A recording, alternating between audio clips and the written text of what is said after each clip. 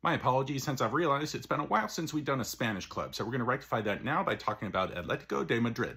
I know most of you have heard of Real Madrid and Barcelona as the two biggest clubs in Spain, but this is absolutely not a club to count out. They are the third most successful when it comes to silverware and in general, having taken 11 La Liga titles and 10 Copas del Rey. On the European stage, they've won 3 Europa Leagues, compounding that with 3 UEFA Super Cups, which is played between the Champions League and Europa League winners of the previous season. With a Cup Winners' Cup under their belt, the only cup eluding them is the European Cup or the Champions League, which keeps getting denied of them by their rivals, Real Madrid. Speaking of the Champions League, this is their away kit from 2020, which they are wearing at Anfield when they knocked Liverpool out of the Champions League. And you guessed it, Morata is the name on the back, the goal scorer of the critical killer goal. Atleti are one of Spain's oldest clubs, having been founded at the turn of the century. They were started by students who had moved from the Basque Country to Madrid, and at that time they felt they were more of an extension of Athletic Club from Bilbao.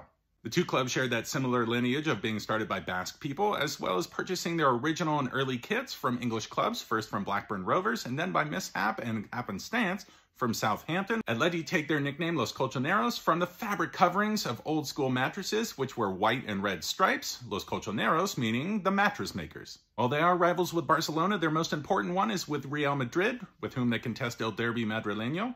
This rivalry is based in working class versus middle and upper class, as well as regional identity between the city of Madrid, as well as the broader Castile region, and finally perceived favoritism for Real Madrid. Real do have a heavy advantage in victories in this derby and has stepped even further out of La Liga because it's been played in 3 finals of European competition, with Real taking 2 of those and Atleti taking the UEFA Super Cup. To tap into 2 players from their past, first let's start with Luis Aragonés, who is their leading all-time goal scorer, as well as 3-time manager of the club, having won the league and the cup with them, and finally gaining them promotion in 2022. And a more modern name, Fernando Torres, who came through their youth academy and spent the first 7 seasons of his career in Madrid. His nickname is El Niño. English fans will know him from his time at Liverpool and then at Chelsea. In 2015, he returned to the club, and upon retiring from his playing career, he became their U19 team manager. Some of the best South American players in the world have also come through the club, with names like Radamel Falcao, as well as Sergio Aguero, Diego Godin, and their current manager Diego Simeone gracing the club. Simeone has them play a breakneck, scorched earth, unforgiving type of football, but you will never see players give more for a club at both ends of the field.